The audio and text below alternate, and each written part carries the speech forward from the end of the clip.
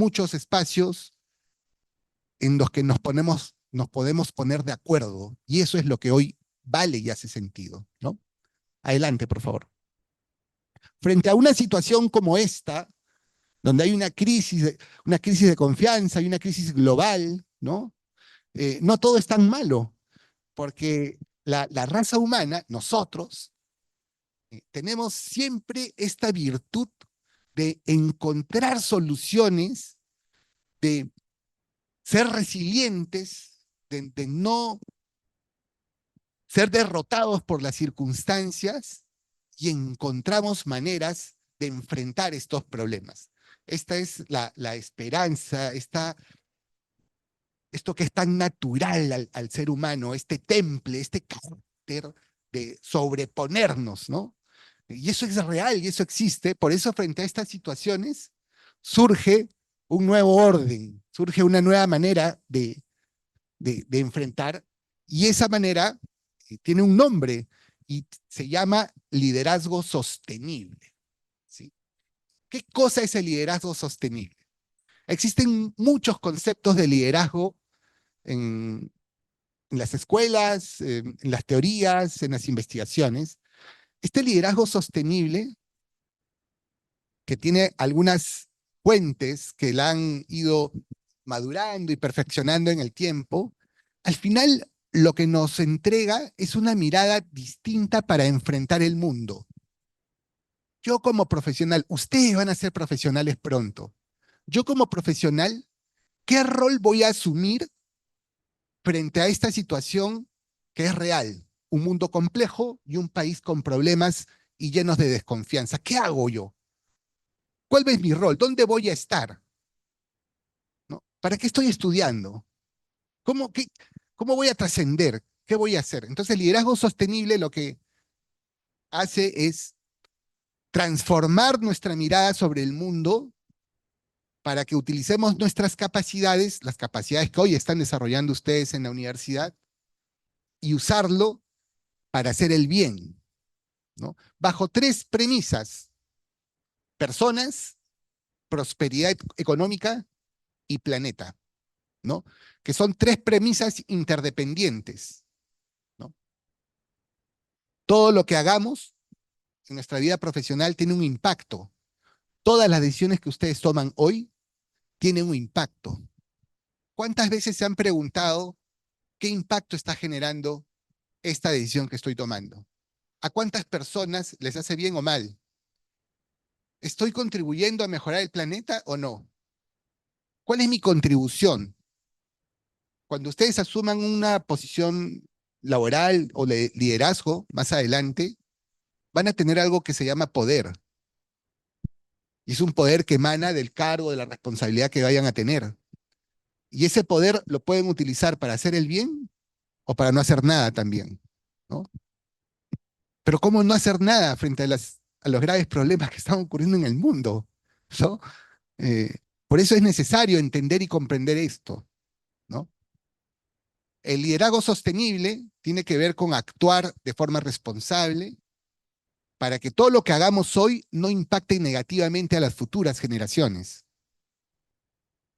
Entonces, siempre con los principios de personas, cuidar a las personas, impactar positivamente, pensar en ellas, poner a la persona en el centro de nuestras decisiones, contribuir para la prosperidad económica, las inversiones, el empleo, ¿no? El tener acceso a capacidades para poder satisfacer nuestras necesidades básicas, humanas, aquello que nosotros querramos decidir en nuestras propias vidas, ¿no? Donde nadie se quede atrás, donde todos tengamos las mismas oportunidades. No porque yo nací en un lugar o tengo un determinado color de piel o un apellido, pueda tener mejores oportunidades que otros. No, la cancha tiene que ser plana para todos. Quienes se esfuercen más, seguro tendrán mejores oportunidades que aquellos que no. Como por ejemplo, de repente alguien que me está escuchando y alguien que no lo está haciendo. Muchas veces estos son los momentos en que uno decide en qué lado de la historia quiere estar, ¿no?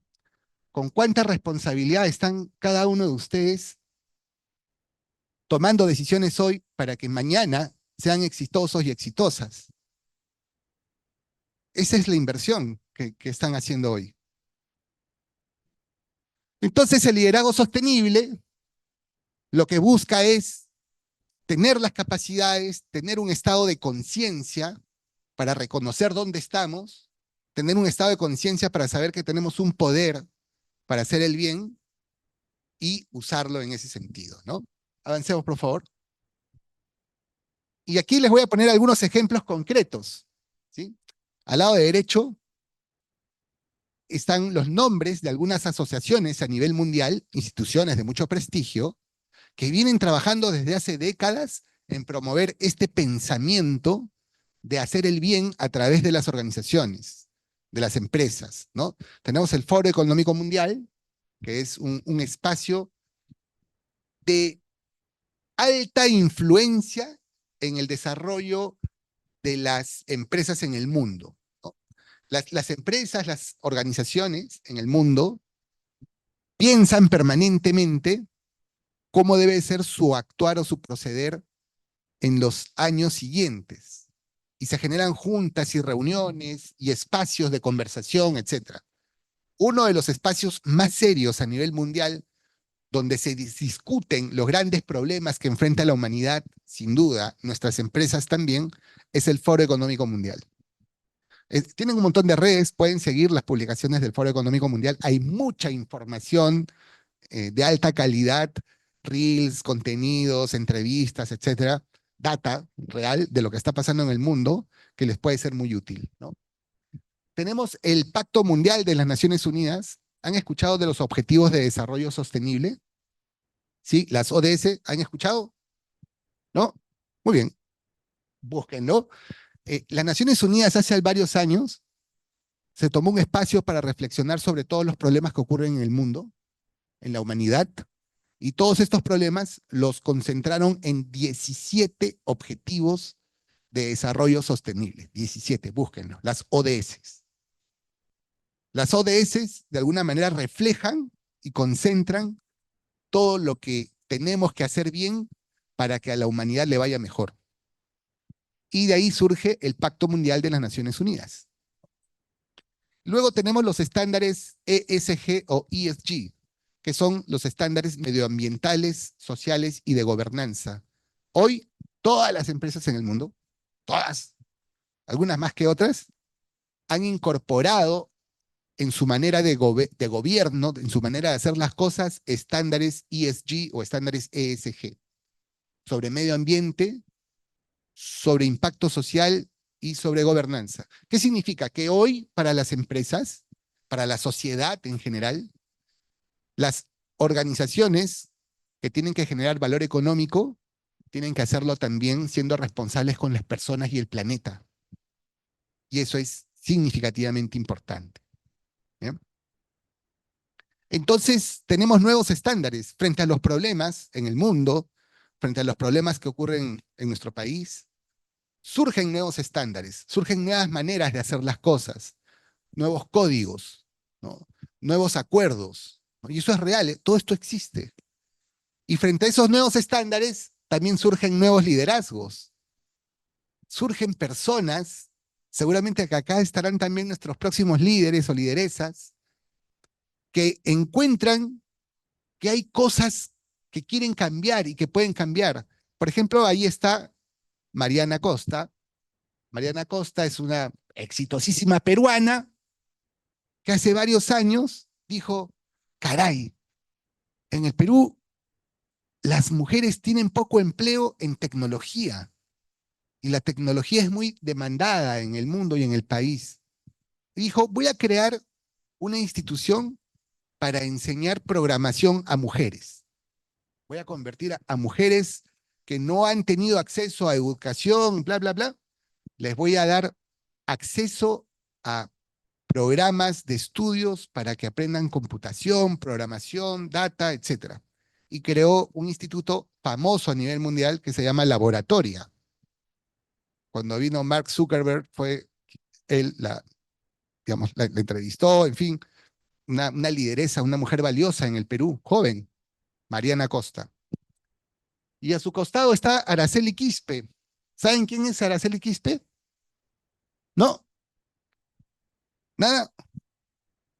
Araceli Quispe es una peruana que es astronauta, que ha sido premiada en el Congreso de Estados Unidos. Ha dirigido misiones espaciales de la NASA. Tiene una fundación en el mundo para promover que más mujeres estudien carreras STEM o carreras relacionadas a la ciencia y la tecnología. Es una lideresa maravillosa y tiene una particular historia que les recomiendo que la busquen, porque ella viene de una familia extremadamente pobre, donde no tenía energía eléctrica en su casa.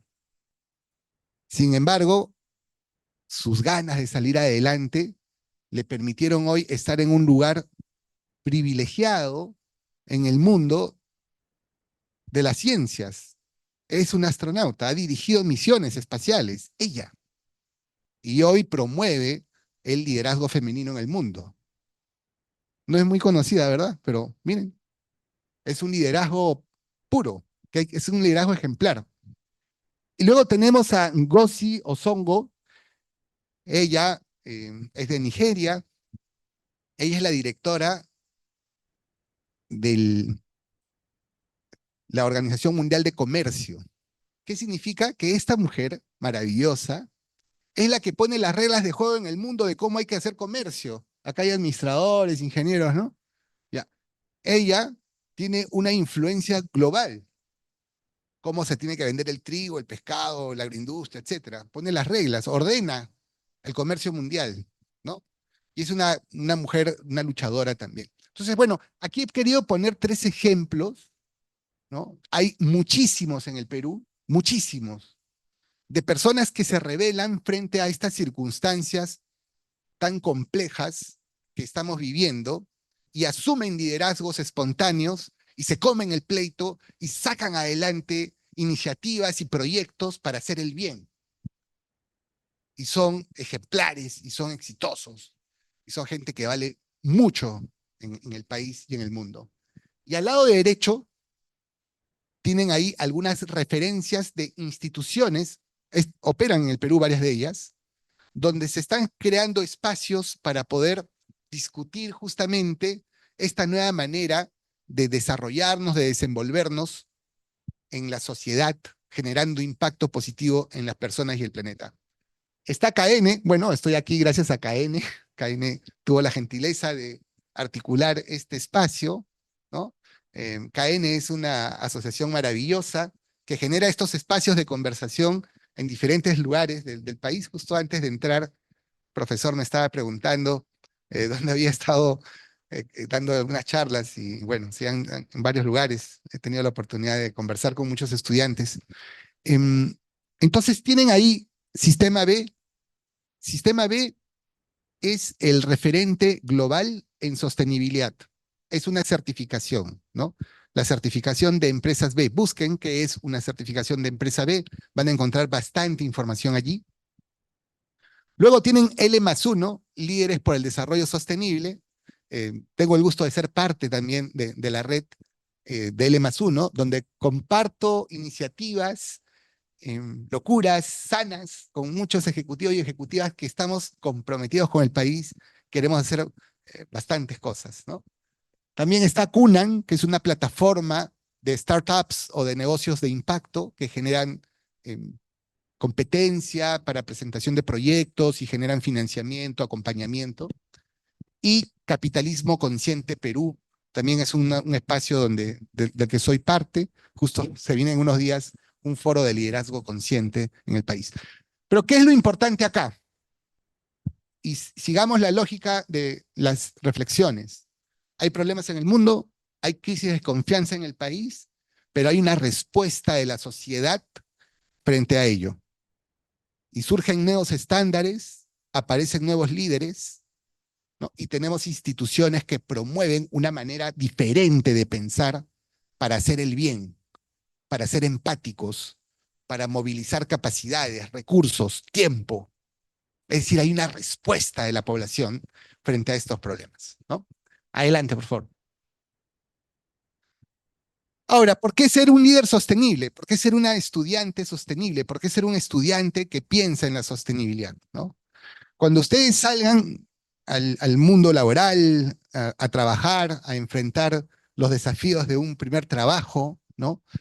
Van a darse cuenta que cuando uno es sostenible, primero vas a lograr una serie de beneficios en el lugar donde estés. Las organizaciones sostenibles satisfacen mejor a su público, como son empresas y organizaciones que se portan bien, que son preocupadas por los impactos que generan, suelen tener menos malas noticias, pues porque las cosas fluyen de manera ordenada, de forma correcta, y hay mucha gente que reconoce ese trabajo, ¿no? Hay un crecimiento en los ingresos, en los negocios. Las empresas sostenibles, las empresas responsables, tienden a atraer a más personas. O sea, cada vez hay más jóvenes que quieren trabajar en estas organizaciones, ¿no? Hay un reconocimiento por buen comportamiento también, y las empresas sostenibles pues cumplen con las obligaciones. Son formales, eh, están al día con la SUNAT, y pasan pues los sistemas de verificación, etcétera, etcétera, ¿no? Son organizaciones que están en un estándar bastante más elevado. Adelante, por favor. Y ya vamos terminando. Si es que acaso alguno de ustedes quisiera dar estos primeros pasos hacia la sostenibilidad, que no es otra cosa que asumir de forma consciente comportamientos pensados en reconocer los impactos que podemos generar en las personas o liderar iniciativas para hacer el bien en sus familias, en su, ¿por qué no?, en su universidad, en el vecindario donde viven, en cualquier lugar donde ustedes tengan tiempo y relacionamiento. Acá hay algunos puntos a tomar en cuenta, ¿no? Primero, para ser un líder sostenible se requiere valentía. Y les voy a decir por qué. ¿Bien? Porque no hacer nada siempre es mejor para algunos, ¿no? Entonces, cuando alguien dice, oye, no, yo quiero liderar una campaña de reciclaje en la universidad, ¿no? Siempre, oye, no pierdas el tiempo, ¿qué estás haciendo, no? O sea, voy a liderar una campaña para combatir el acoso contra las mujeres, el bullying, por ejemplo. Algunos piensan, oye, no, qué aburrido, ¿por qué te metes, no? Sin embargo, es bueno hacerlo, ¿no? O, ¿saben qué? Hay una persona que le está pasando mal, que es relacionado a nosotros, a la universidad. Pues voy a hacer una campaña, una chanchita, una apoyada, alguna acción para que podamos compartir o trasladarle una ayuda solidaria a esa persona. En fin, cualquier iniciativa no tiene que ser tan sofisticada ni tan grande, pero estas acciones suelen tener resistencia, porque a veces las personas piensan que mejor es no hacer nada, porque estoy en mi zona de confort, ¿no? Eso lo va a resolver otra persona, no me corresponde, dicen. Cuando es todo lo contrario, tenemos que hacer cosas, tenemos que re reaccionar, tenemos que actuar, tenemos que ser parte de la solución, ¿no? Los desafíos son múltiples. ¿Dónde puedo ayudar? Nos sobran espacios para ayudar en el país, nos sobran. Entonces, no es tan complicado reconocer dónde ponernos de acuerdo para hacer algo, para hacer que algo cambie, ¿no? El entorno importa. Acá hay una frase que a mí me regalaron hace muchos años, ¿no? Si ustedes quieren hacer las cosas bien, quieren crecer, quieren tener las mejores oportunidades, el mejor consejo que podría trasladarles, escúchenme porque esto es clave, ojalá que les sirva. Rodéense de las personas correctas.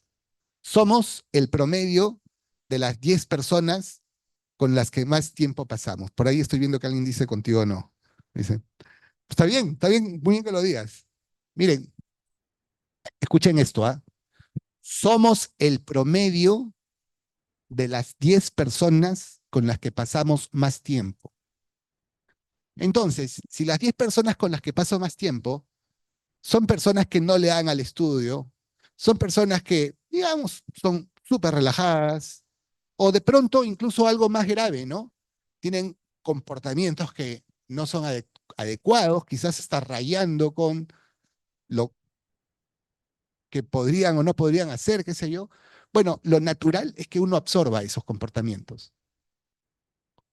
Entonces, cuando uno decide ser crack, cuando uno toma una decisión, ese es un momento en la vida, uno dice, no, yo quiero ser crack, yo quiero ser exitoso, quiero lo mejor para mi familia, quiero lo mejor para mí. Uno tiene que empezar eligiendo con quién pasa más tiempo.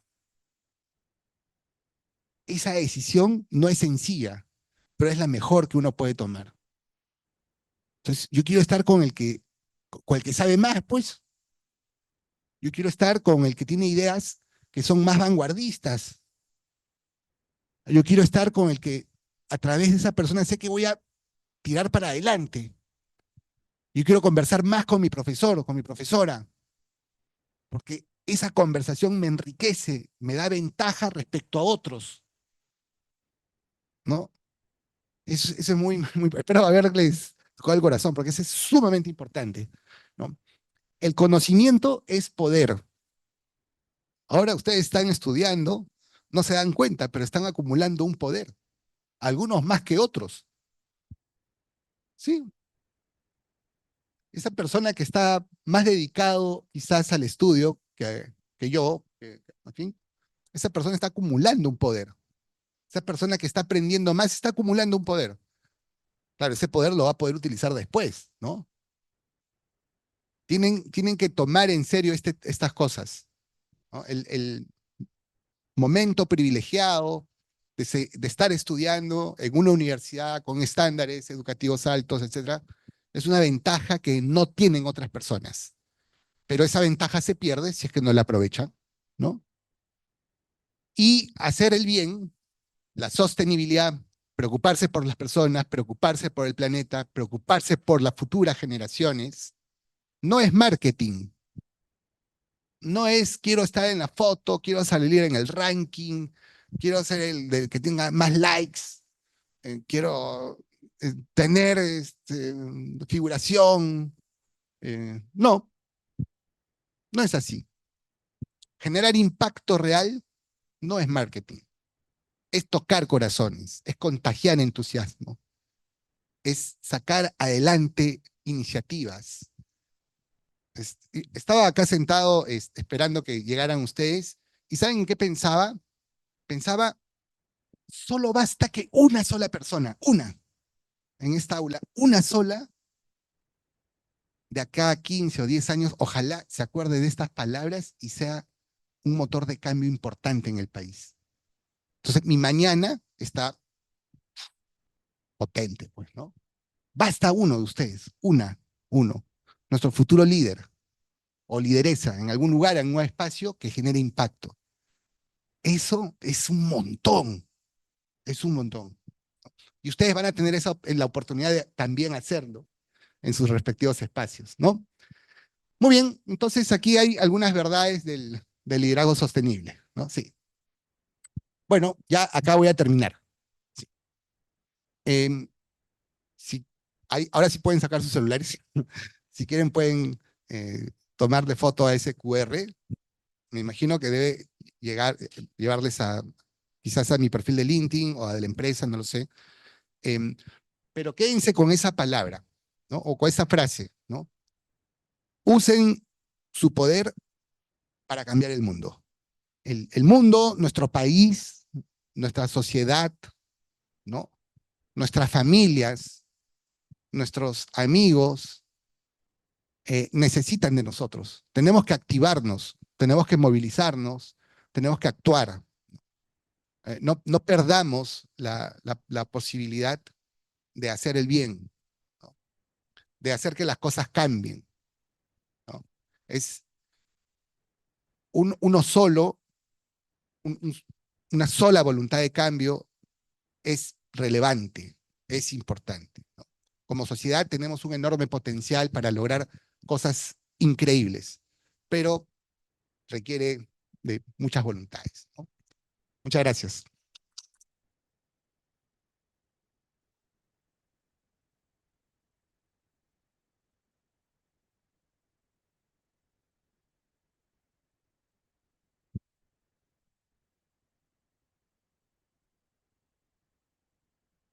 A continuación, abrimos la ronda de preguntas. Invitamos a los asistentes a formular cuestiones concretas que permitan profundizar en ejemplos prácticos. ¿Alguien se anima?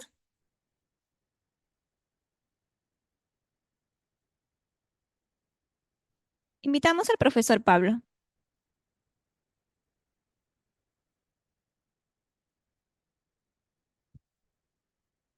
Bueno, eh, buenos días. Primeramente para agradecer a Gonzalo la participación en este evento que es nuestra semana en la facultad. Como universidad, eh, las autoridades, los docentes nos sentimos complacidos por la participación de ustedes en este tipo de charlas que tratan de motivarlos a querer a su carrera, a formarse conscientemente y, como bien lo dijo el exponente, a ser transformadores de cambio. Nuestra universidad y sobre todo la gente de filiales está luchando por tomar una posición, ¿no? Y como docente, como, digamos así, perdonen la diferencia, fundador de nuestra universidad, queremos que ustedes sigan transformando lo que ya vienen haciendo nuestras primeras promociones.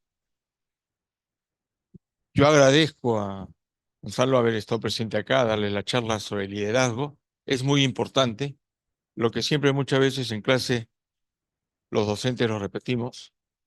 Lima Norte, el Perú, necesita líderes, líderes comprometidos con nuestra realidad, líderes comprometidos con nuestro crecimiento. Actualmente a mi edad, yo ya estoy, como le digo a mis alumnos, en retirada, ya me voy a mis cuarteles de invierno y es ustedes los que tienen que cambiar. Y para cambiar, tenemos que hacerlo desde nuestra universidad, desde aquí, comprometiéndonos con nuestra carrera, ayudando a que nuestros compañeros se sigan superando. La universidad sigue comprometida, está yendo expositores de la calidad de acá de Gonzalo, y seguiremos adelante y seguiremos planeando una serie de charlas y ojalá que en algún momento nos falte espacio para nosotros poder traer un conferencista como Gonzalo y que lo puedan los de Lima, porque los de provincia sé que están todos conectados, ¿no? Los de Lima se sientan comprometidos con nuestra universidad. Yo quiero agradecerte, Gonzalo, por la participación. Espero que no sea la primera ni la última. Como ya hemos conversado, seguiremos contactándonos contigo para que sigas motivando a nuestros alumnos. No sé si, Judith, me permites, en nombre de nuestro decano, nuestro rector, algunos, los chocolates son de allá de Atalaya. Ah, ¿cómo no? ¿Cómo no? No sé si los... ¿A dónde? Ahí, por favor.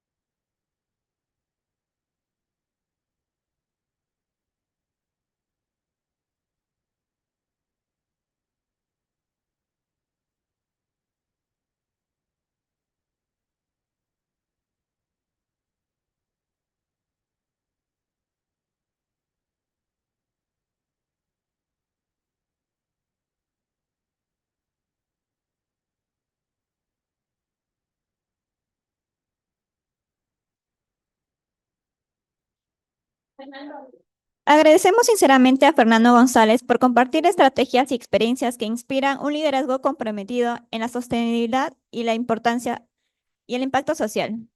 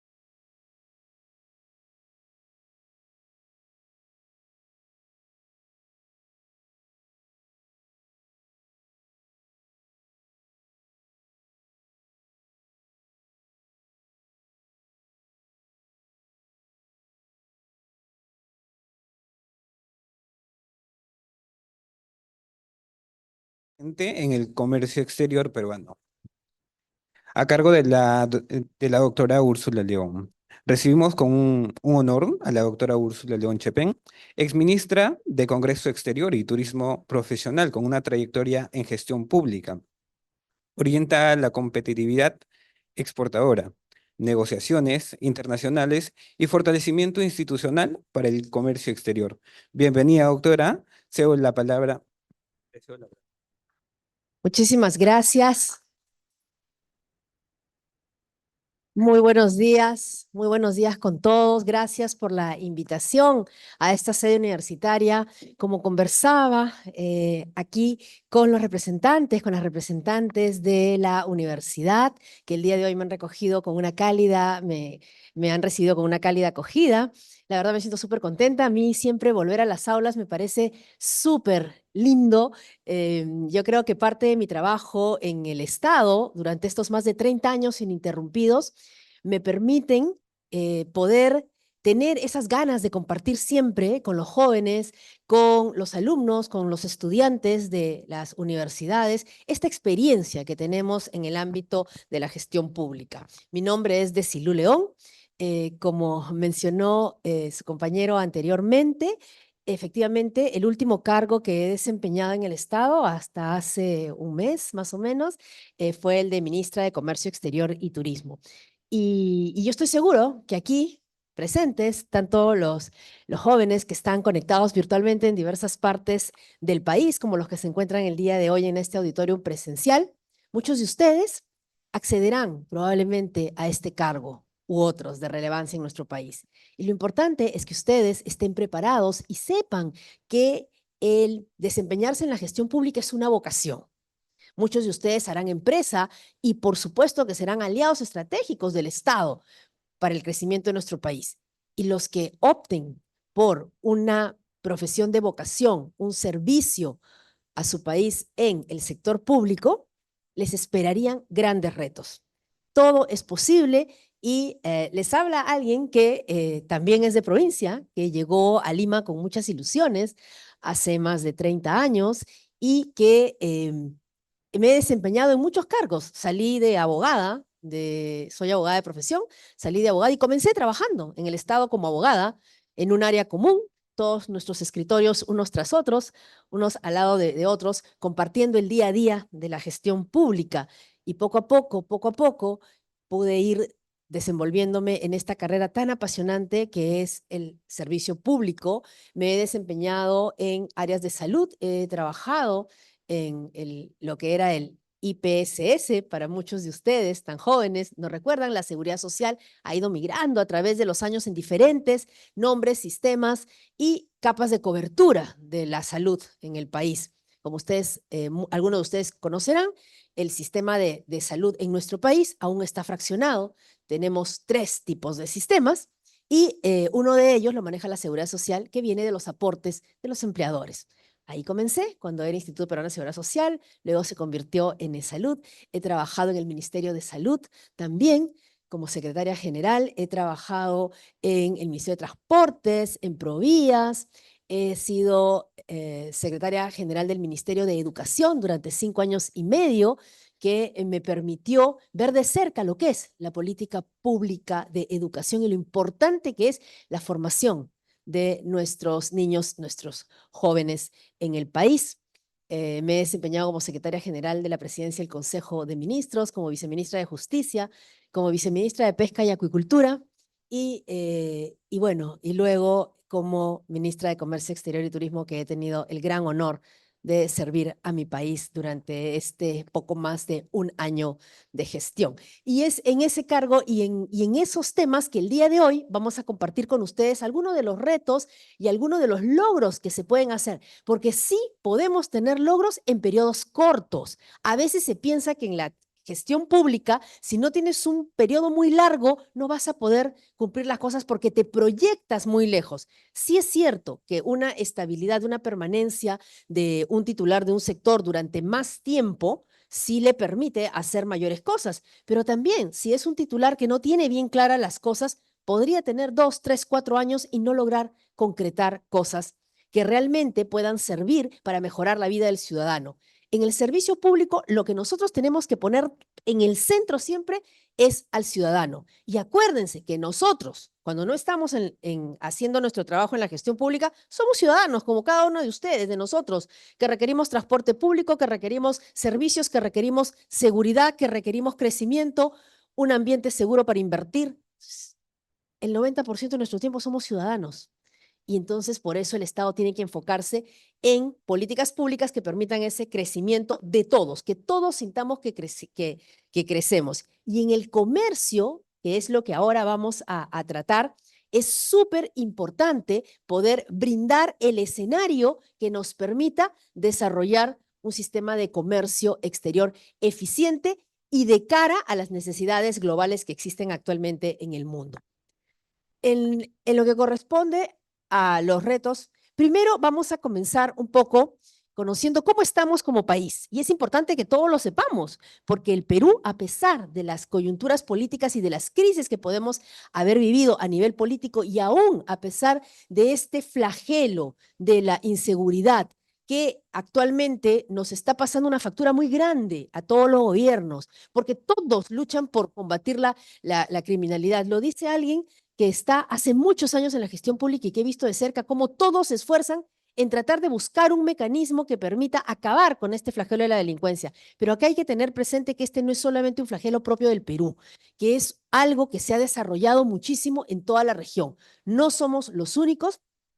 Existen países como Ecuador, México, Colombia, que tienen altos índices de delincuencia y que todos estamos abocados en nuestros países a dar con la estrategia necesaria que nos permita acabar con eso. No obstante esos factores, el crecimiento en el Perú no se ha detenido.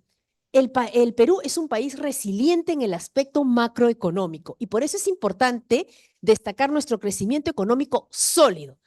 El PBI creció 3.2% interanual en agosto del 2025 y acumula un 3.3% de crecimiento entre enero y agosto.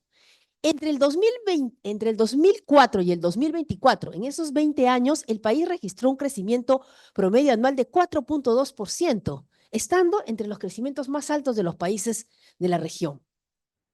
La confianza de los mercados internacionales. El Perú es el segundo país con menor riesgo, país de América Latina. Y eso nos pone en una posición súper importante porque los ojos del mundo se vuelcan en el Perú como un país estratégico en la región y en Sudamérica. El ENVIG Perú descendió de 157 puntos básicos en enero del 2025 a 127 puntos básicos al 4 de noviembre del 2025, es decir, su nivel más bajo del año y también uno de los menores de Sudamérica.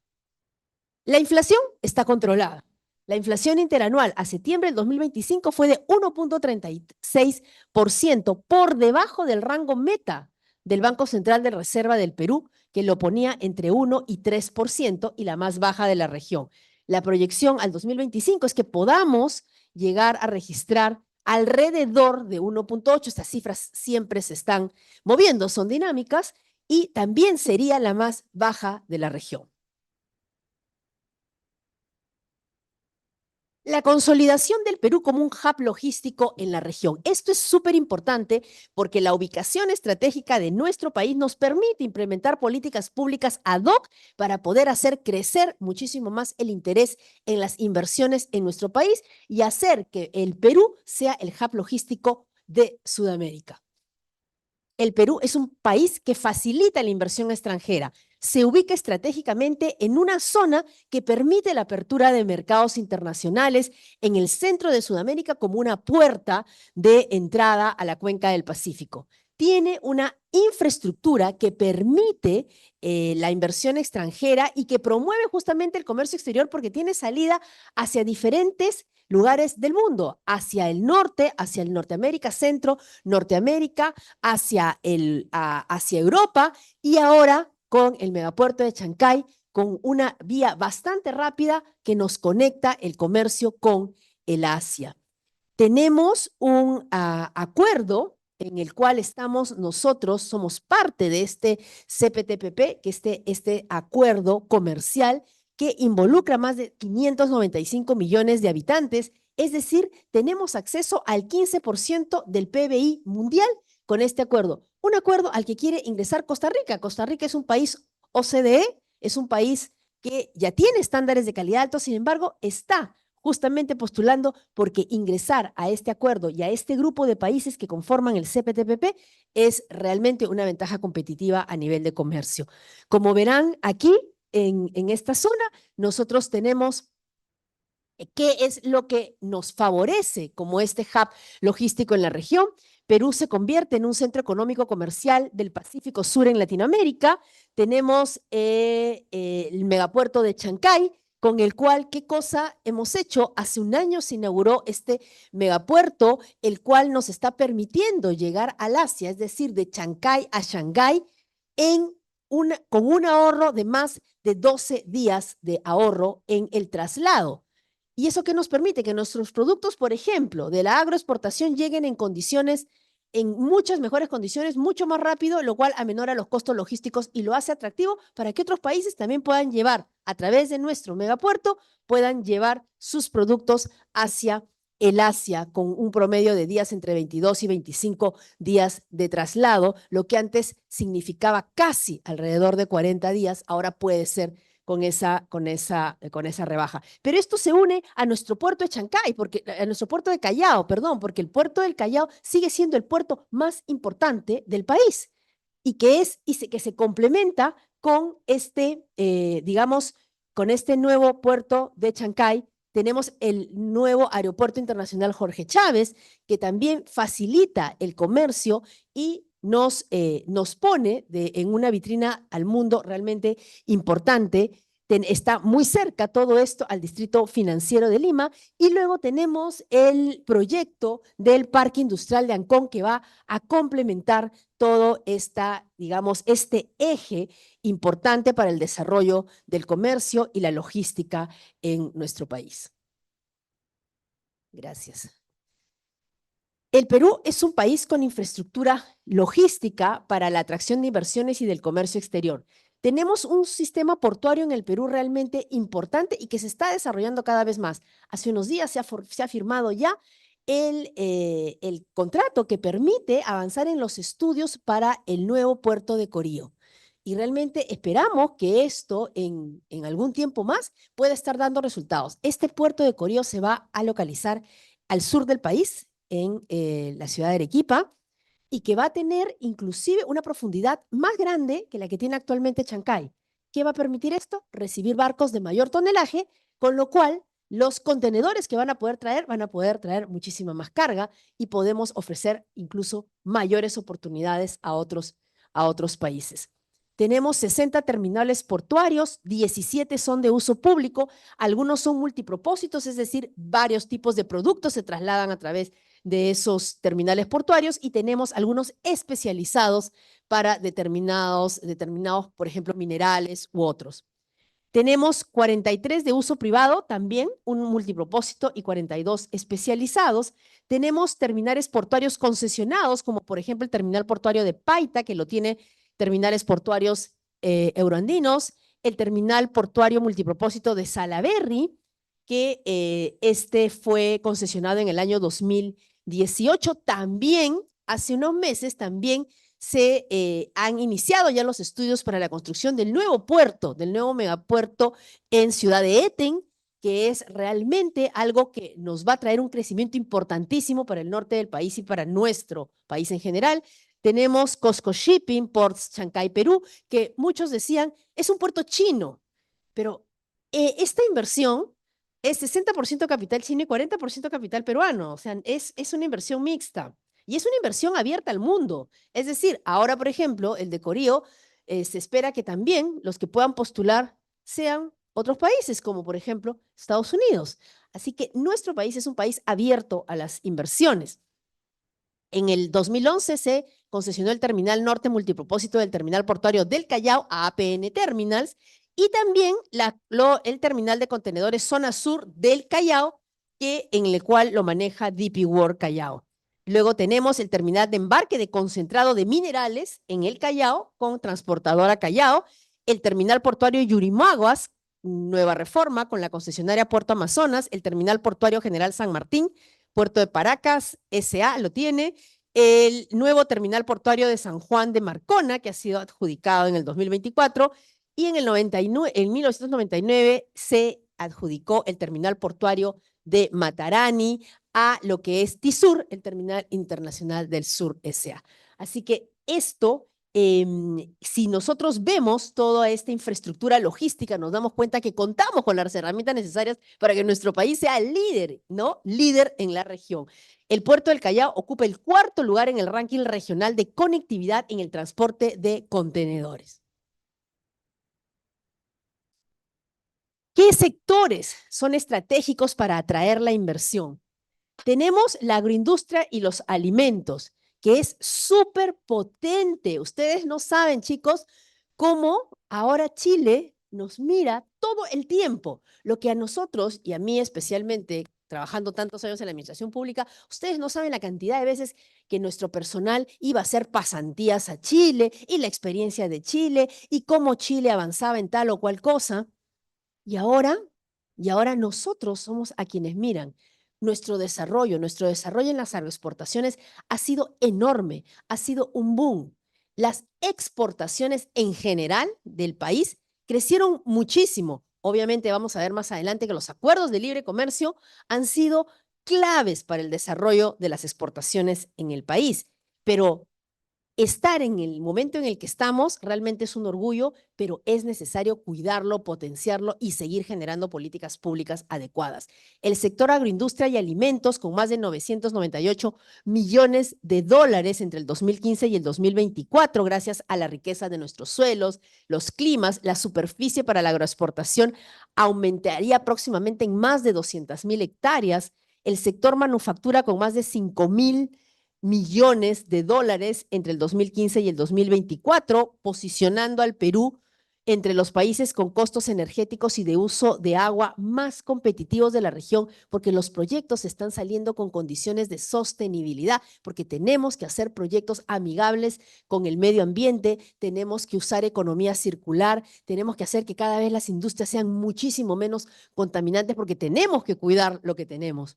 Los servicios intensivos en el conocimiento, que es algo súper potente y que ha crecido muchísimo. Muchos de ustedes van a ser prestadores de servicios, servicios tecnológicos, servicios que están siendo demandados en muchos países. Y estos servicios intensivos en el conocimiento han generado recursos por más de 7,820 millones de dólares de inversión extranjera en áreas como software, comunicaciones, logística digital y tercerización de servicios empresariales. Ahora, con nuestros acuerdos de libre comercio, muchas empresas prefieren tener sus sucursales aquí en Perú y desde aquí exportar servicios, porque sale muchísimo más competitivos porque los aranceles son cero.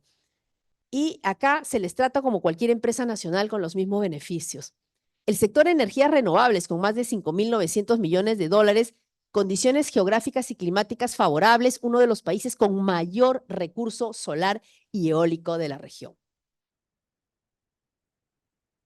Y aquí llegamos a lo que es nuestro récord exportador. En el 2024 tuvimos un récord exportador de más de 74,400 millones de dólares de exportación. Cuando nosotros empezamos en los años 2000, que llegábamos a 6,000 millones de dólares. Y de repente hemos pasado a un boom de 74,400 millones de dólares en el 2024 y se está proyectando. Iniciamos el año con una proyección un poco conservadora de pasar los 78,000 millones. Luego ya en julio se dijo pasaremos los 80,000. En septiembre dijimos pasaremos los 83,000 millones de dólares y ahora en noviembre estamos pensando que podríamos estar bordeando los 85,000 millones de dólares en exportaciones.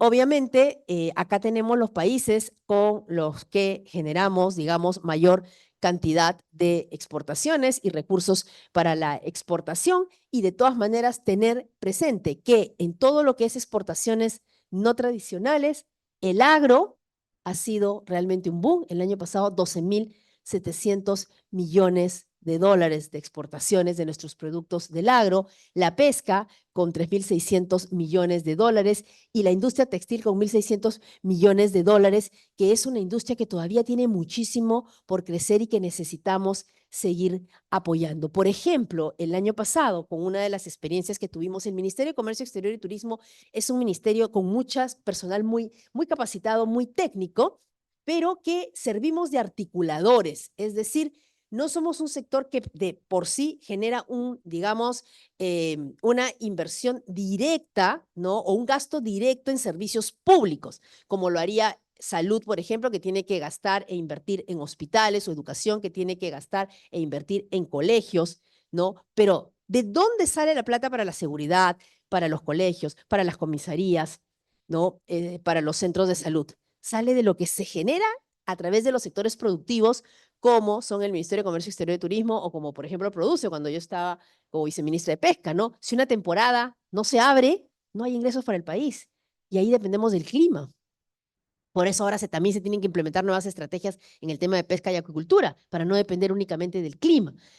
Y así como eso, se generan esos escenarios para poder hacer el crecimiento. Pero no es que directamente nosotros vamos y construimos tantos centros de salud. Entonces, claro, es inversión en infraestructura pura y dura. No, acá nosotros generamos las condiciones. Y en ese rol articulador, por ejemplo, el año pasado teníamos un problema porque se vencía este beneficio del drawback para, digamos, las empresas como el agro y las empresas textiles, que es este mecanismo por el cual se le devuelve un 3% a los exportadores.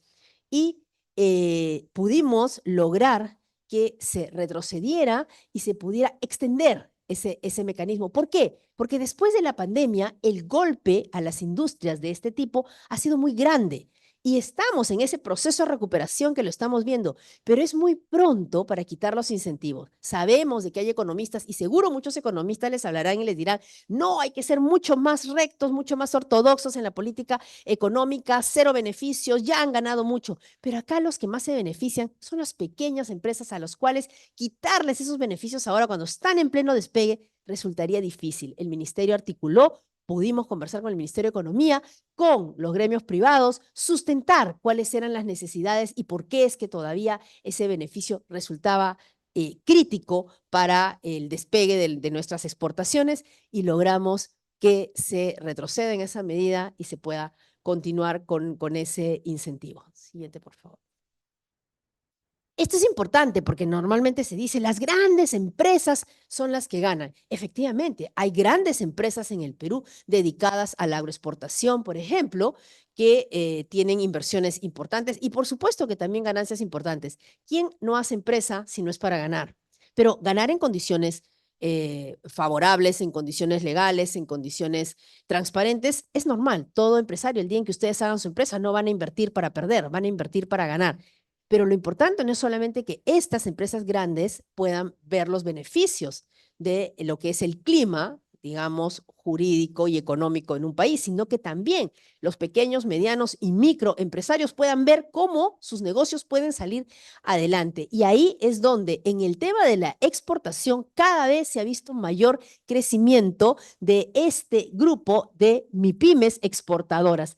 6.772 MIPYMES exportadoras en el 2024, con 3.300 millones en valor exportado. 69% de las empresas exportadoras son MIPYMES y el 4% de todo nuestro valor exportado corresponde a ellos. ¿Por qué es importante? Porque el cerrar un negocio para ellos al año les cambia la vida, no solamente a ellos, sino a todas las personas que dependen. Y muchas de esas empresas son empresas familiares, son empresas de comunidades, son empresas de nuestras regiones del país. Y eso es lo potente.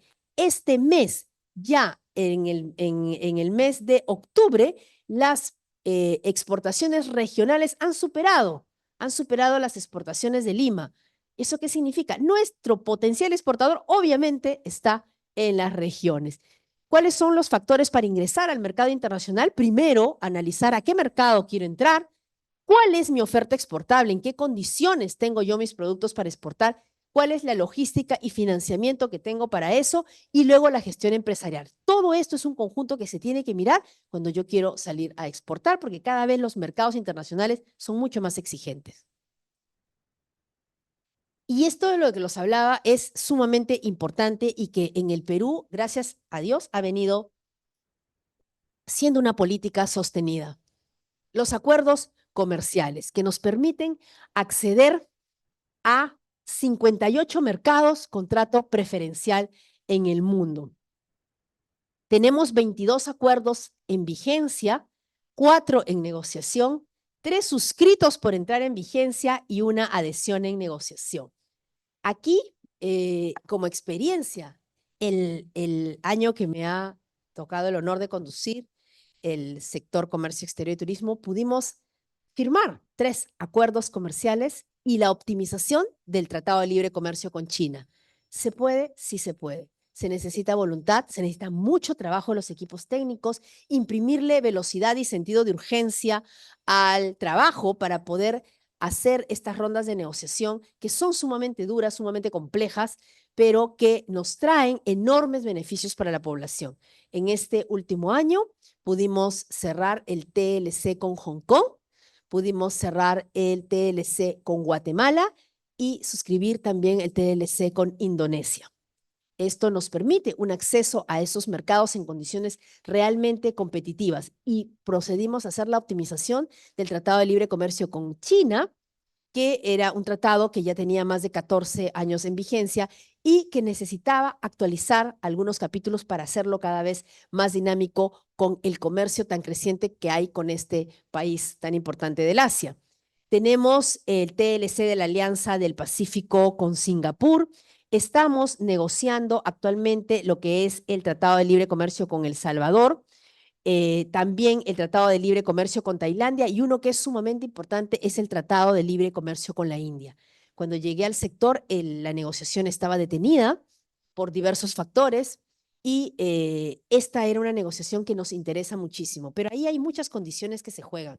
Obviamente, y lo vamos a ver más adelante, no sabíamos que este año nos íbamos a enfrentar a una reconfiguración comercial en el país del norte como Estados Unidos, en donde su nuevo presidente comienza a reconfigurar toda su estrategia comercial y comienzan este tema de los aranceles. Y bueno, India estaba trabajando también su tratado de libre comercio con Estados Unidos. Entonces, obviamente, entre Estados Unidos y países pequeños como nosotros, la India, un país con más de 1.400 millones de habitantes, con necesidades enormes por cada región, con un mercado enorme para abastecer, definitivamente, obviamente, su prioridad iba a ser probablemente en su momento Estados Unidos. Sin embargo, todo este tema, pues, trae una serie de situaciones especiales y ahí es donde nosotros como Perú entramos. Pude estar en India, conversar con el mismo ministro de Comercio de la India. Allá algunos ministros son ministros parlamentarios también, es decir, ocupan un puesto en el gabinete junto con el primer ministro y también son congresistas, digamos, parlamentarios. Tienen muchísima fuerza, las decisiones políticas son muy fuertes. Pudimos conversar con él y él en ese momento manifiesta la voluntad política de avanzar con el tratado con el Perú y realmente comenzamos y reiniciamos las rondas de negociación. Actualmente ya se está en la 9ª ronda de negociación y esperamos que pueda cerrarse pronto este tratado. Y aquí venimos con el comercio exterior de bienes en el 2025. Y ya entramos al 2025 y como les digo, esto pues nos trae una serie de contingencias, una serie de retos, el poder seguir creciendo, el tener medidas adecuadas, el continuar negociando los tratados de libre comercio y entre enero y septiembre del 2025 nuestro intercambio comercial, y ahí estamos hablando de exportaciones e importaciones, alcanzaba los 104.000 millones de dólares. ¿No? Tenemos socios en comercio más de 225, número de empresas 44.600 y una serie de subpartidas que como ustedes ven se pueden ver, ¿no? Comercio exterior de bienes, ahí tenemos la exportación minera, agropecuaria, pesquera, petróleo, químico, metalúrgico, textil, metalmecánico, siderúrgico, maderas, cerámicos, vidrios, etcétera.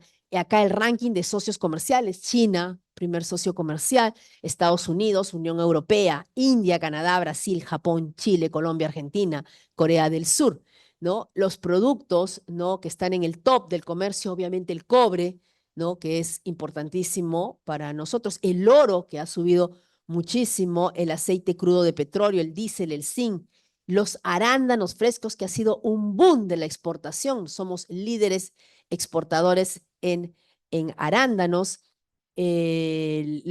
También lo que corresponde a las uvas, a la harina de pescado, al molibdeno, etcétera, y también por tipo y tamaño. Esto lo pueden encontrar en el observatorio del MINCETUR. Ustedes entran observatorio del MINCETUR y pueden encontrar los datos y filtrarlo por una serie de opciones para que ustedes encuentren la información más disponible.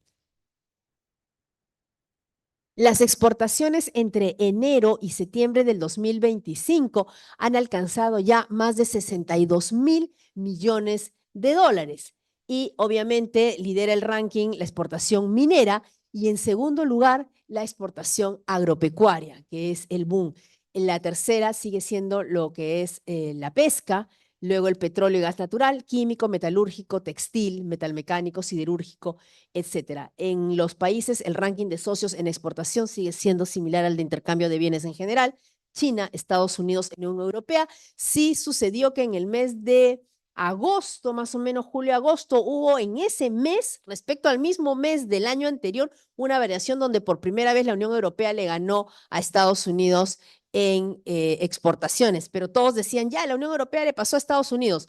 No, es un tema estacional, es un tema que solamente se medía el mismo mes versus el mismo mes del año anterior. Entonces, hay que tener siempre cuidado cuando uno hace las estadísticas y las mediciones. Los productos, obviamente, de exportación lideran cobre, oro, zinc y nuestro producto bandera de exportación, los arándanos frescos, seguido de las uvas, la harina de pescado, el molibdeno, etcétera. El café y el cacao están siendo un boom a nivel internacional. Estamos posicionándonos como grandes proveedores de café y de cacao orgánico, que es realmente importante, o lo que son las nueces del Brasil, que vienen de Madre de Dios, y así como es una serie de productos que vienen de nuestras regiones. Las exportaciones de bienes no tradicionales al 2025, ya acá estamos solamente con los no tradicionales y encabeza el sector agropecuario, obviamente el ranking, seguido del pesquero, del químico, del metalúrgico, del textil, metalmecánico y demás lo siguen. ¿Cuál es el ranking de socios de exportación? Y aquí en esto, ahí sí tenemos a Estados Unidos, que estaba liderando el ranking, Unión Europea, Chile, China, Ecuador, Colombia, México, Brasil, Reino Unido, Bolivia y Corea del Sur. ¿Y cuáles son los productos top de exportación? El arándano fresco, la uva, la palta fresca. La palta está sumamente bien cotizada en los mercados internacionales porque si bien México es el primer productor de paltas, ellos producen mucho para su consumo interno, pero para la exportación Perú lidera muchas veces la venta de palta fresca. La pota, que el año pasado habían muchos problemas con la pota y habían noticias y noticias que la pota se las están llevando los barcos chinos. Lo que pasa es que la pota, así como la anchoveta, dependen de las condiciones climáticas del mar.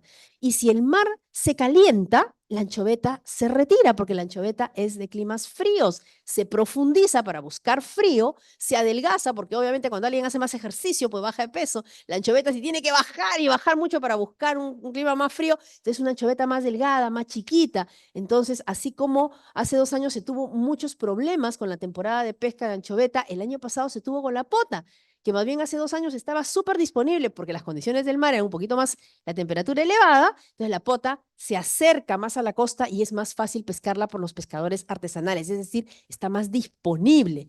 En este caso, el año pasado, la pota, al haberse enfriado más el mar, se retiró un poco de la costa y hacía que alcanzarla, pescarla fuera más difícil. Había que llegar con embarcaciones diferentes, más preparadas, y nuestras embarcaciones de nuestros pescadores artesanales no accedían.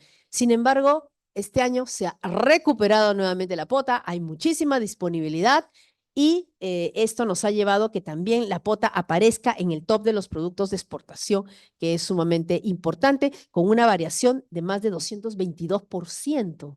¿Ves? Claro, es que si lo medimos respecto al año pasado, con la ausencia que había, sí hay un crecimiento sumamente importante. El cacao en grano, que ha crecido 29%. Los mangos han crecido 61% y es impresionante la demanda de mangos, también alambre, espárragos, los polos de algodón, que también están siendo bastante bien vendidos, han tenido un crecimiento de 15.5%. Y eso es importante destacar porque nuestras exportaciones no tradicionales justamente van al crecimiento de nuestras regiones y de nuestros ciudadanos.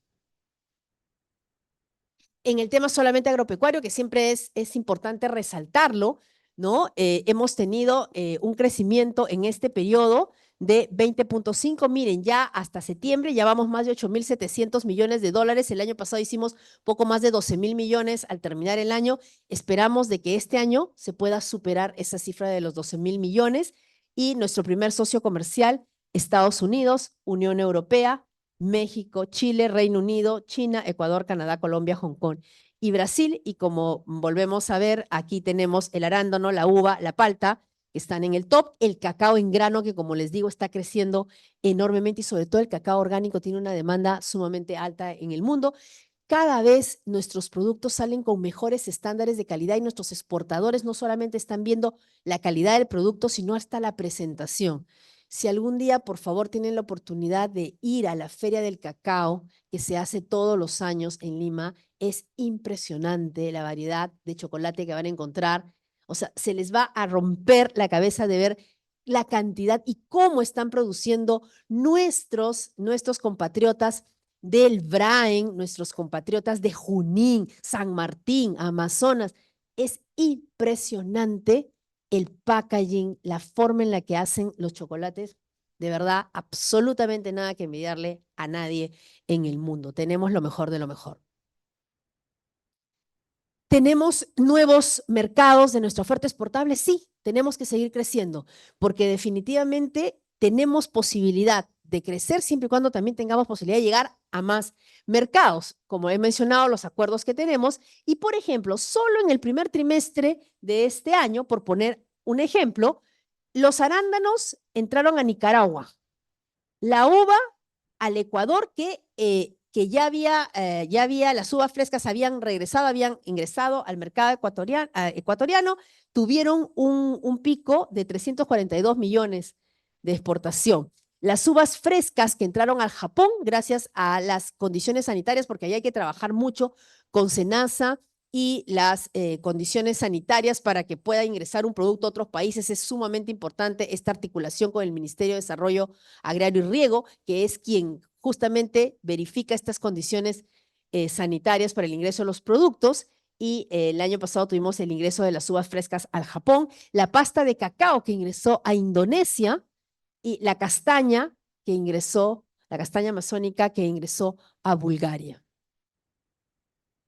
Una de las estrategias que se tiene para desarrollar este tema de la exportación, porque claro, cuando uno habla de exportación parece pues un mundo recontra difícil y muchos de ustedes cuando estudien el tema de exportación ya hay mucha gente ya yo me acuerdo cuando yo empecé pues mi carrera universitaria no existía en la carrera de comercio exterior, ahora sí existe, ahora hay muchísimos alumnos que estudian específicamente comercio exterior y dentro de las currículas de las universidades se incluye la materia de comercio exterior, antes no, entonces era simplemente el profesional en general de economía o de ciencias económicas el que se podía dedicar a esto. Ahora hay mucha gente especializada, pero es un mundo la exportación y hay que saberla manejar y además es dependiendo a dónde quieras llegar. No es que yo tengo mi producto listo y salgo a cualquier mercado, porque cada mercado tiene sus exigencias y sus particularidades y es necesario conocerla. Por eso se creó esta ruta productiva exportadora que agrupa a 3 entidades del sector público que tienen que ver con la cadena de exportación. El Ministerio de Comercio Exterior y Turismo, el Ministerio de la Producción, el Ministerio de Desarrollo Agrario y Riego, el Ministerio del Ambiente, PROMPERÚ en la promoción, el ITP con la red de centros de innovación tecnológica, tu empresa, Agromercado, el INIA, el SENASA, que es importantísimo, Agroidea, CERNAM, DeVida. Y esto ha alcanzado en el 2025 a 486 organizaciones y MIPYMES, más de 110 servicios articulados aquí para el desarrollo productivo exportador, más de 65,000 empleos directos asociados, está en más de 20 regiones y en 16 cadenas productivas como la cadena de la palta, del cacao, de los granos andinos, del banano, de los mangos, de la cúrcuma, del espárrago, del maracuyá, etcétera. Son diferentes cadenas productivas que cada una tiene sus particularidades y la idea es que ahora, en este 2026, Ruta Productiva Exportadora entra a todas las regiones y lo que se ha logrado es que ahora sea un programa realmente ya no solamente una ruta, sino un programa que se desarrolla para apoyar a todos los exportadores, para mejorar sus condiciones, para capacitarlos o para acompañarlos en el proceso. Uno de los temas que se presentó este año a raíz de la asunción de la nueva administración en Estados Unidos fue justamente con Estados Unidos este problema de los aranceles que ustedes habrán podido escuchar. Pero esto era enfrentando un nuevo escenario y aquí habían retos, pero también oportunidades. Esto no podía verse solo como un problema. Siguiente, por favor. Estados Unidos será y es un socio estratégico para nuestro país. Es un socio comercial muy importante. Más de 340 millones de tamaño de mercado, más de 86,000 de PBI per cápita, 5% de crecimiento promedio anual de las importaciones en Estados Unidos entre el 2009 y el 2024. Es nuestro segundo socio comercial más importante del Perú y, como hemos visto, el primero en lo que es nuestras exportaciones del agro, el primer destino de agroexportaciones peruanas y el primer proveedor de polímeros en el Perú. Es un socio que no podemos descuidar. La aplicación de la medida de aranceles recíprocos. El arancel aplicado al Perú es del 10%. Y los productos exceptuados, que se exceptuaron en ese momento, estamos hablando porque ahorita les digo lo que ha pasado hace unos días, los productos exceptuados estaban en el anexo 2 de la orden ejecutiva que dicta el presidente Trump y, por ejemplo, el cobre, las maderas, plásticos, combustibles, productos farmacéuticos, entre otros, eran los que estaban en ese anexo exceptuados. El cobre y la madera estaban en investigación, pero ya desde antes, por un proceso de información que se había presentado a los Estados Unidos para justificar la no imposición de medidas arancelarias para el Perú. Y también había unas excepciones de origen. Si un producto importado tenía al menos 20% de su valor de origen estadounidense, los aranceles adicionales se aplicarían solamente a este contenido no estadounidense. El 2 de abril se dicta la orden ejecutiva 14257, que establece este arancel adicional del 10% que entró en vigor el 5 de abril. Es una aplicación diferenciada. Habían países con superávits y restricciones arancelarias contra Estados Unidos que estaban sujetos a aranceles más altos. Habían países que les habían puesto 46% de aranceles. O sea, era una locura. Por cada día se anunciaba un arancel, al día siguiente había un problema entre Estados Unidos y ese país y le subía los aranceles, se los subía a China, se los volvía a bajar. Y bueno, había un tema ahí muy importante, pero lo que quería Estados Unidos en realidad y lo que buscaba, de acuerdo a lo que se daba a entender, ¿no? Su presidente era establecer una balanza comercial positiva o favorable hacia su país. Él sentía que todos estos años, todo este comercio bilateral había originado un desbalance en su balanza financiera y que estaba afectando a sus propios productores, y él lo que quería era lograr ese equilibrio. ¿Cuál era nuestra misión en ese momento? Demostrar que nuestro acuerdo de libre comercio con Estados Unidos, firmado en el 2009, seguía siendo fuerte y que, al contrario, todos estos años, estos más de 14 años de vigencia de ese tratado de libre comercio, nos había beneficiado a ambos países. Ambos habíamos sido beneficiados y no había una balanza deficitaria en favor de Perú y desfavorable para Estados Unidos. Eso era lo primero que necesitábamos nosotros demostrar. Sin embargo, ellos ya no entraron solamente al tema netamente, digamos, exportador y de la balanza comercial, sino otros temas alrededor, es decir, también involucraron las medidas no arancelarias. El 9 de abril se anuncia una pausa de 90 días en la aplicación de los aranceles más altos anunciados previamente y la imposición de arancel de 10% a todos los países. Entonces se establece un arancel flat de 10%. Una aplicación universal durante este periodo se aplicaría 10% a los países, excepto a China. Para ello, nosotros ya estábamos en diálogos con Estados Unidos justamente para sustentar las otras medidas que habíamos hablado sobre el cobre, sobre la madera, etcétera. y teníamos que también sustentar un reporte, ¿no? Un reporte que se nos envía mensualmente, que se había enviado en marzo y que estábamos justamente respondiendo a ese reporte, que es un reporte en general que contiene medidas también no arancelarias, es decir, cosas que el país nos pregunta cómo están sobre el tema de deforestación, trabajo infantil y una serie de condiciones no arancelarias que también son importantes para ellos, ¿no? Así que para eso, ¿quién es el encargado de ver este tema en Estados Unidos? Es la Oficina del Representante Comercial de los Estados Unidos, de sus siglas en inglés, el USTR. Nos reunimos con el representante de los Estados Unidos en Washington el 22 de abril, un diálogo sobre alternativas frente a estas medidas comerciales adoptadas y brindar algunas clarificaciones en relación a este reporte de estimación sobre barreras al comercio exterior del 2025 en los temas que competen al Perú. Y yo les cuento, o sea, todos los países estaban en cola pidiendo la cita porque todos estaban preocupados, ¿no? Para poder, y nosotros teníamos que obtener la cita. Recién se había dictado la orden ejecutiva en abril. Y obviamente Perú, pues, o sea, primero miran a los países más grandes y nosotros estábamos ahí. Fuimos tan insistentes que realmente nos dieron la cita para podernos reunir. Viajamos inmediatamente apenas nos dieron la cita a Washington. Y todos nos decían, no, mire, ya se han reunido con tales y cuáles. La reunión es 15 minutos máximo. Máximo serán pues ni 30 porque llegan, entran los países, solamente el representante comercial, el USTR, escucha, está con su equipo, escucha y de ahí saluda y nada, se retiran. Entonces así había pasado con varios países, entonces nosotros íbamos como que preparados para ver qué podemos decir si es que nos dan más tiempo y qué podemos decir si nos acortan el tiempo y nos dicen solo tienen 15 minutos. O sea, ¿qué es lo medular que debemos decir? O sea, tienes que prepararte para cada una de esas reuniones y que no te agarre el escenario, llegues tú a una reunión y no tengas un plan A y un plan B. Siempre es importante que ustedes se preparen para que si tienen que decir exactamente lo necesario, ¿qué es lo principal que dirían? Y si es que tienen oportunidad de extenderse, ¿qué cosa más explicarían? Y así fuimos. La verdad, la reunión fue sumamente cálida, el recibimiento fue sumamente cálido. Al final terminamos con una reunión de mucho más de una hora. Inclusive, terminada la reunión, nos dijo que podíamos ya continuar con el diálogo técnico, cosa que a los demás países les habían dicho que todavía les iban a dar una fecha. Todavía no entrábamos a ronda de negociación porque eso sí tiene que ser formal, anunciado, pero entrábamos ya en el diálogo técnico, que era lo que necesitábamos.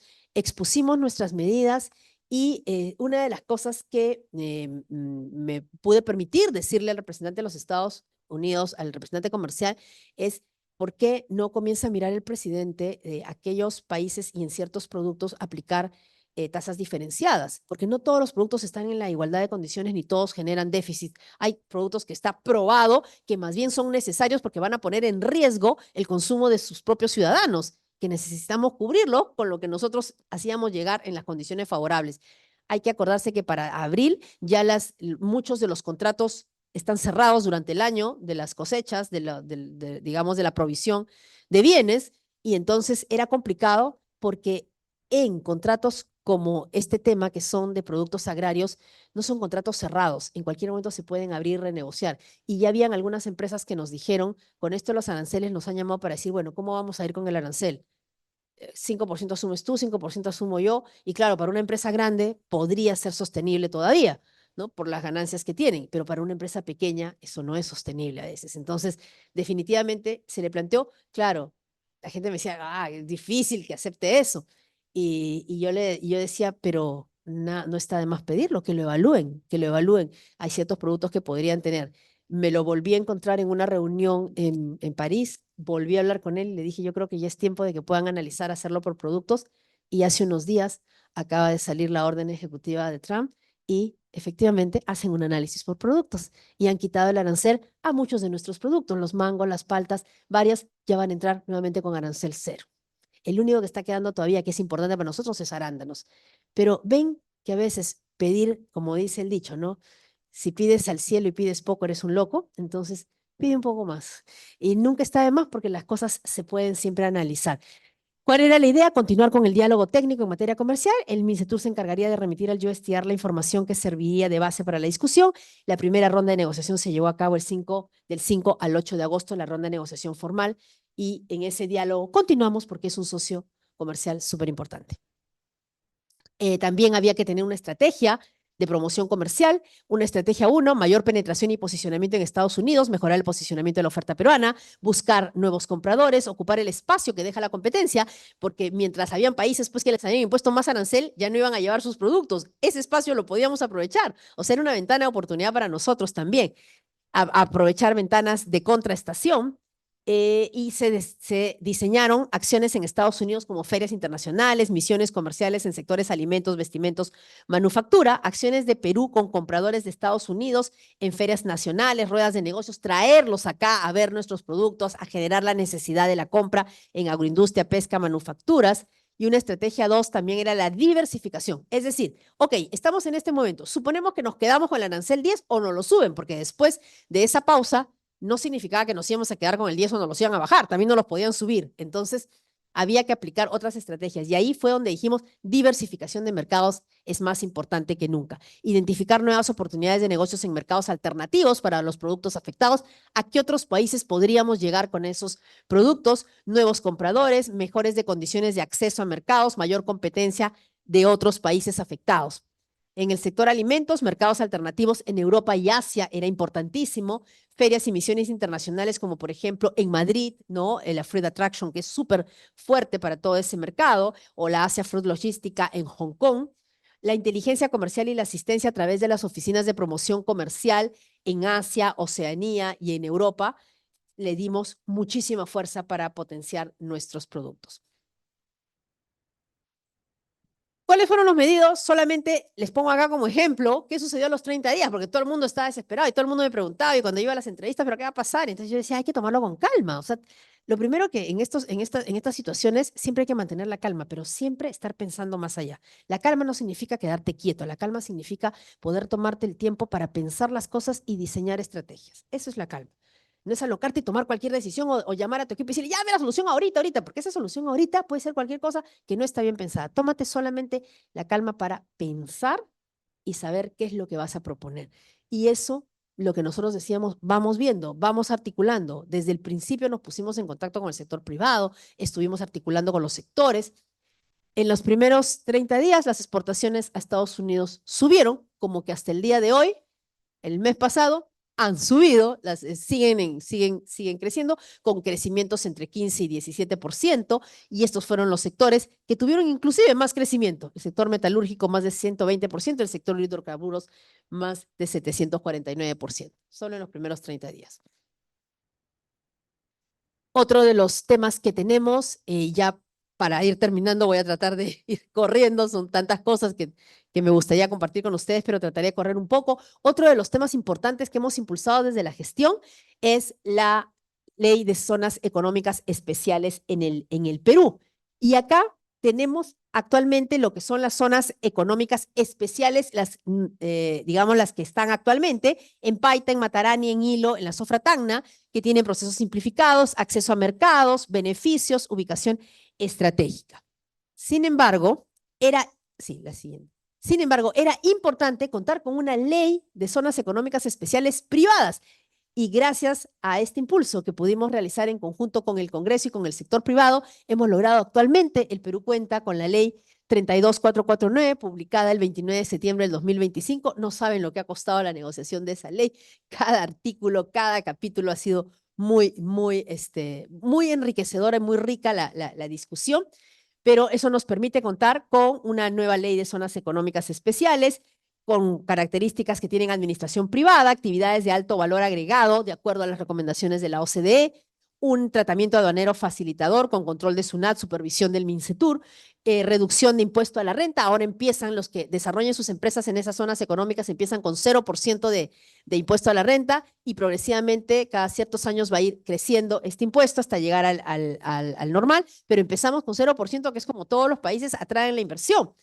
Depreciación acelerada, incentivos no tributarios, hectareaje e inversión mínima para que puedan desarrollarse, plan maestro de desarrollo, empleo e infraestructura adecuada, declaración jurada tributaria. ¿Cuáles son los beneficios esperados? Atraer nuevas inversiones, generar empleo calificado, participación en las grandes cadenas de valor, eficiencia en las operaciones destinadas al exterior y el posicionamiento como hub productivo y logístico regional de nuestro país. ¿Cuáles son las oportunidades para el desarrollo de las zonas económicas especiales, los incentivos tributarios y aduaneros, la red de acuerdos comerciales, porque los que se instalen en esas zonas van a gozar, vienen, instalan sus empresas en este país y gozan de los incentivos que tienen nuestra red de acuerdos comerciales que hemos visto hace un momento, tienen gozar de nuestros corredores logísticos, la modernización de la infraestructura portuaria, la nueva infraestructura aérea y la digitalización en la logística. Nuestras oficinas de comerciales en el exterior, cuando yo llegué al sector, se cuenta con 30 oficinas comerciales. Cuando yo llegué al sector, 11 estaban vacías. Y los concursos no se hacían desde el 2014. El 2016 había sido lo último designación de agregados comerciales. No se realizaban concursos desde aquellos años. El año pasado este año sacamos por fin un concurso para consejeros comerciales en el exterior, que son oficinas potentes, que justamente en estas 30 OCEs que que intervienen en 26 economías, tienen 23 ámbitos de aplicación, es decir, están en determinados países, pero también cubren algunos de la zona de influencia, acceden a 53 mercados y teníamos solo 19 consejeros. Entonces, esos son los lugares donde se desarrollan. Y actualmente, bueno, ya se dejó el primer proceso concluido, iniciado el segundo proceso para poder cubrir las plazas, y espero que se pueda cumplir con dotar a todas las oficinas comerciales. Por N razones, mis antecesores no habían podido realizar estos concursos o no habían contado con el presupuesto. No es sencillo pelear cada tema en el Estado, el presupuesto público no es ilimitado y hay urgencias fuertes en el país, eso lo entendemos, pero los sectores que mueven la aguja como esto necesitan una mirada especial. Esas son las funciones de estas oficinas comerciales: ejecutar, evaluar actividades de promoción internacional, gestionar y concretar agendas de negocios, informar sobre el comportamiento de mercados y oportunidades, medidas que pueden afectar al turismo y a las inversiones, desarrollar red de contactos y atender solicitudes de información de empresas también peruanas en sus mercados. Y así con esto termino con estas últimas 2 láminas, algunas reflexiones finales que es importante siempre mencionar. En un año de gestión se pudieron firmar estos 3 acuerdos de libre comercio, como he mencionado, y optimizar uno de ellos. Se lograron reanudar las negociaciones del Tratado de Libre Comercio con la India. Están encaminadas negociaciones para acuerdos con El Salvador, Tailandia, Emiratos Árabes. Asimismo, también hay reuniones para avanzar con los acuerdos de complementación económica con Uruguay y Argentina. Un excelente avance es que la ruta productiva exportadora llegará en el 2026 a todas las regiones del país y que ya es un programa. Se implementó un programa de capacitación para las exportaciones abierto a todos los exportadores o con potencial exportador. Cuando pasó esto de Estados Unidos, si esperábamos a que todos entren a la ruta productiva exportadora, no había tiempo, porque eso es un programa. Hay que entrar bajo unas condiciones. Necesitábamos algo ya, inmediato, un programa que a todos los exportadores puedan decir: sí, yo quiero que a mí me asesores porque yo quiero ver si yo, que actualmente exporto a Estados Unidos, ahora quisiera ir a Japón, ¿qué necesito? Entonces creamos un programa muy rápido, muy efectivo, hasta con ruedas de negocios, para poderlos orientar en ese proceso. Se avanzó en el diálogo con los Estados Unidos, demostrando que muchos de nuestros productos de exportación no ponen en riesgo su balanza comercial. Impulsamos la Ley de Zonas Económicas Especiales Privadas en un trabajo conjunto con el Congreso de la República y el sector privado. Se logró promulgar la nueva Ley General de Turismo. Sé que estamos en un ambiente mirando comercio, pero el Ministerio de Comercio Exterior es Comercio Exterior y Turismo, y el turismo es un gran dinamizador de la economía en el país. Pronto será el tercer sector que mueva divisas en el país. Es sumamente potente y hay que potenciarlo y cuidarlo. Necesitamos una nueva ley. Y es una nueva ley que hemos impulsado, que tiene un capítulo de inversiones, que no tenía una ley, y que promueve distintos tipos de turismo, como el turismo de reuniones, que es tan importante que cada región debería tener su propio centro de convenciones, porque cada vez el Perú está siendo más demandado para eventos internacionales, y no solamente podemos pensar que sean en Lima, en Arequipa o en Cusco. Necesitamos que todas las regiones puedan dar este servicio. Por primera vez, nuestra emblemática Feria Gastronómica Perú Mucho Gusto se internacionalizó. Tuve el reto de quererla llevar fuera del país y la llevamos a Madrid con un éxito total, y a Nueva York también. Y prontamente quedó programado la tercera, que sería en diciembre en Brasil. Se diseñaron programas de inversión en turismo con megaproyectos a trabajarse con el Banco Mundial, la CAF y JICA, como lo que es el turismo Valle del Colca, o lo que es Playas del Norte en Piuritumbes, o lo que es la región macro nororiental, que involucra Cajamarca, Amazonas, San Martín y Lambayeque. Pero estos proyectos no son proyectos pensados en un mirador turístico, en un malecón, No, son proyectos transversales que involucran servicios para que cuando el visitante llegue tenga servicios de agua, de saneamiento, tenga las carreteras en buen estado. Es decir, son proyectos integrales y por eso es que se trabajan con estos multilaterales y ya los pudimos dejar encaminados. Se implementaron roadshows de inversiones en turismo por primera vez. Tuvimos a muchos inversionistas que quieren invertir y tenemos cadenas de hoteles que ya están haciendo inversión privada en el Perú, entre otras acciones más, con un enfoque de crecimiento en el país, e implementamos la ruta turística Caminos del Papa León XIV en el norte de nuestro país, en Lambayeque, Piura y La Libertad, que ha traído tanto crecimiento en el turismo en estos lugares. Son algunas de las cosas que puedo mencionarles y solamente decirles que el comercio y la gestión pública son apasionantes. Espero que alguno de ustedes investigue, haga mucho más sobre esto, porque en manos de ustedes estamos. Ya nosotros dentro de poco vamos dejando estas riendas y son ustedes los que tomarán la batuta y conducirán los destinos del país y esperamos que lo puedan hacer con la mejor formación, con la mejor intención y sobre todo con el mayor conocimiento que puedan darles sus casas de estudio. Nuevamente, muchísimas gracias por la invitación el día de hoy.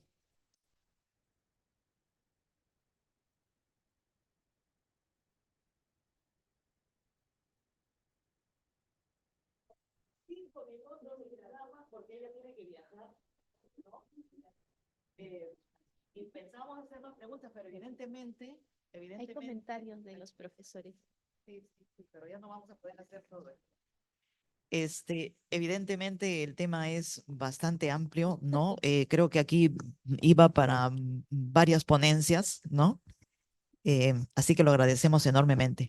Pero, pues, la doctora no se puede quedar a responder todas las preguntas. Entonces, yo quisiera poner de ejemplo desde Piura, que te están viendo desde Chulucanas, el profesor manda una pregunta de sus alumnos y dice, ¿cuáles considera que son las principales oportunidades que los tratados comerciales firmados por el Perú ofrecen a las cooperativas agrarias, especialmente a las de zonas como Chulucanas, Piura, en donde se producen y están exportando café, mangos, banano, cacao, uva, palta y otros cultivos? ¿Cómo se podría potenciar la exportación de estos productos agrarios y agroindustriales? ¿Y qué estrategias deberían priorizar para aprovechar plenamente los mercados internacionales? Muchísimas gracias por la pregunta y justamente con Piura fue una de las regiones con las cuales empezamos estos programas de fortalecimiento a la internacionalización de las exportaciones. Digamos, en Piura hicimos el primer foro en el cual invitamos a muchos exportadores porque ahí tenemos cadenas de valor sumamente potentes como justamente la del mango, la de los bananos y una serie de productos cacao y varios que se están ya produciendo en toda esa zona. Y la idea acá es aprovechar toda la red de acuerdos comerciales que tenemos, los cuales ingresamos a 58 mercados con aranceles cero.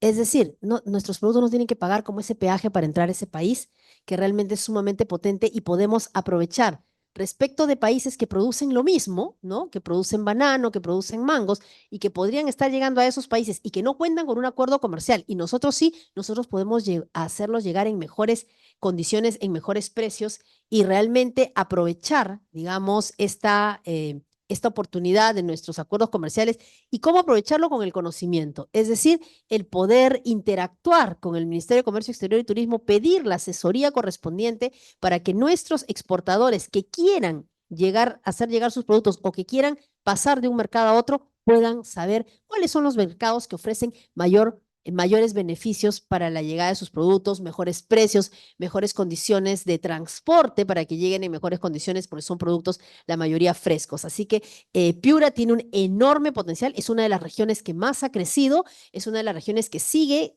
siendo una de las regiones top en exportaciones regionales. Así que yo creo que se necesita poder capacitar cada vez a muchas de estas pequeñas, medianas y microempresas que ya están listas para salir a exportar y que puedan saber a qué mercados pueden llegar.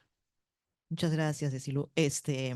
Ayer hemos tenido un conversatorio muy interesante de nuestros alumnos porque les habíamos pedido que traigan la potencialidad de su región, qué productos estrella podían tener, pero cuáles eran la problemática más importante que ellos detectaban Y por supuesto que salió la logística, ¿no? Que decir que es una contraposición que tengamos tantos puertos de salida, tantas posibilidades, pero que desde las regiones pues salir sea o todo un parto, ¿no?